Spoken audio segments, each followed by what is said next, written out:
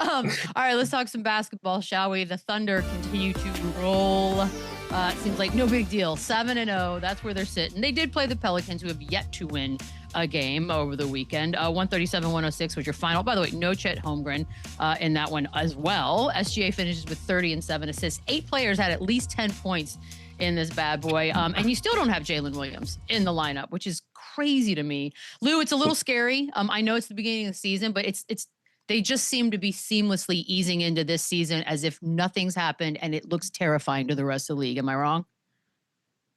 They got a good thing and they've bottled it up. They got winning pedigree. You got guys that are bought in to your coaching staff, to your organization, to each other. They still do their interviews together. You got a team that's completely bought into a winning tradition and trying to add. They just come off a championship run and they look like they're hungry to try to repeat. You know, that's the great thing about having young talent on a team at the same time and get them to buy in. When you get everybody to buy in, the sky is the limit for the things that you can accomplish. So it's no surprise to me that they're right back in the mix like they are with this team still being undefeated. And even on like games where these are setup games, when you play a Pelicans team that's struggling, they don't play with their breakfast at all. They go out there and I'm just going to whoop your head by 30. We're not even going to flirt with this being a good game. I'm going to go out there and put 137 on the board. And we're not even going to have this conversation. You love a team like that with a killer instinct that's doing it. They don't have anything going on outside of basketball. These guys keep their head down. They're a hard-working, hard-nosed basketball team. And they've created the blueprint for a lot of young teams and a lot of small market teams that can follow in the near future.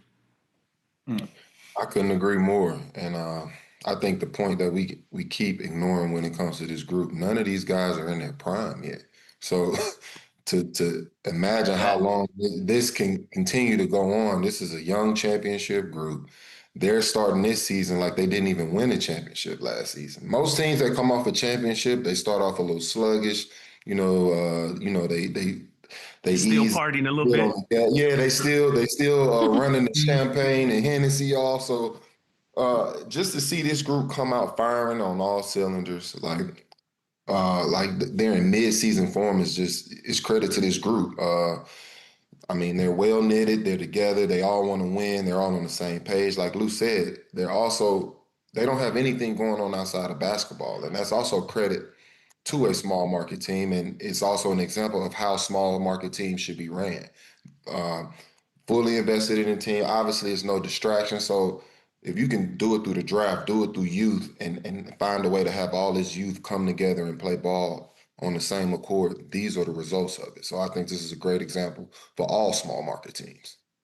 Yeah, and there's a lot of other small market teams that are struggling and not winning as many games. So I think you just look at the makeup and the character of these guys they go and find. Like Boogie, Brandon Carlson, who is he throw him in the game last night, 19 minutes, he gives you 11 and 5. Isaiah Joe's back, he just gives you 13 and 5. You know how bad teams they would struggle without 3 starters in the lineup that night? Not the Oklahoma City Thunder.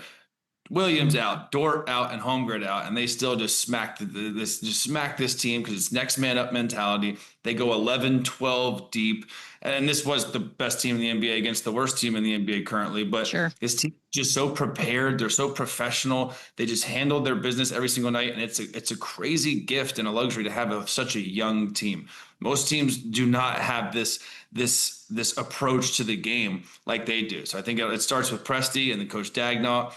And it falls just down the line. But this team is real. They have no holes. They have depth. They have shooting. They have defense. They have scoring. They obviously have one of the better, players in the NBA, if not the best. They have the best trio, duo, however you want to look at it, and they play hard. So there's no load management for this team because even if there is, they just plug in another guy that can give you 13 and 8, and they have 8, 9, 10 guys that can give you double digits and just continue to work and to play hard. So it's fun to watch. And again, I do think not even just small market teams, big market teams can learn from how they built this team and how they grow this team and how the continuity and the structure is the same. There's not much rollover. They kept the same team from last year. Why wouldn't you? You just won it all. Like, I hate when teams do that and then let someone walk or it's ridiculous. The Oklahoma City Thunder don't do it. And that's why they're 7-0.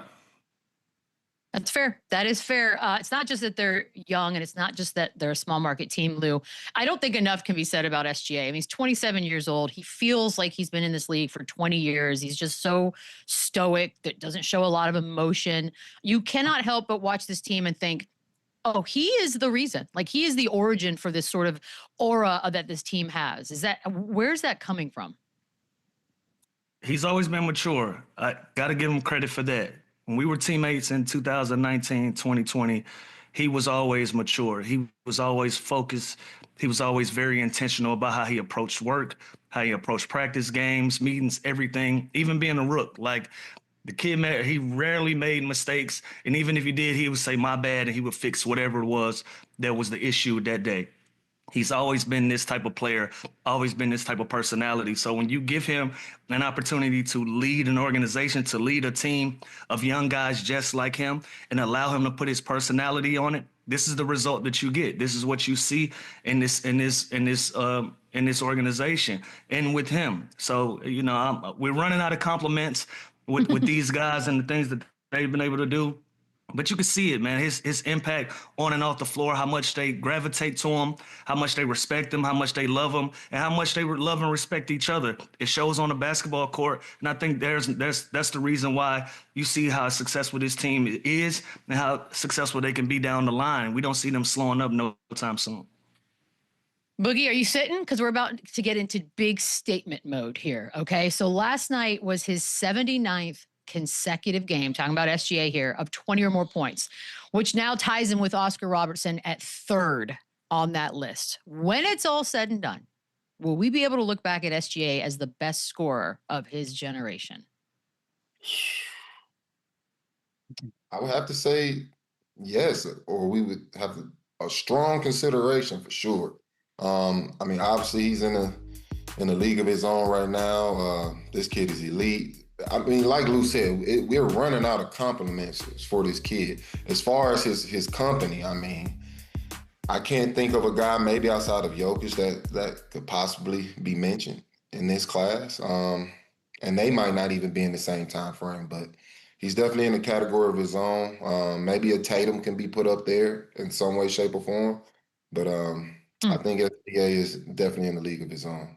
Just like 79. Like, he hasn't had one just like stinker, one off game. And by the way, not yet. He's healthy too. So obviously a lot of that is luck and being fortunate to not have injury, but he's doing all the right things off the court with his body and managing everything. So he is outrageously good at scoring the basketball, and he's definitely one of the best scorers of his generation. And the style now tailors to him, the rules and getting to the free throw line obviously tailors to him. He has mastered all those things.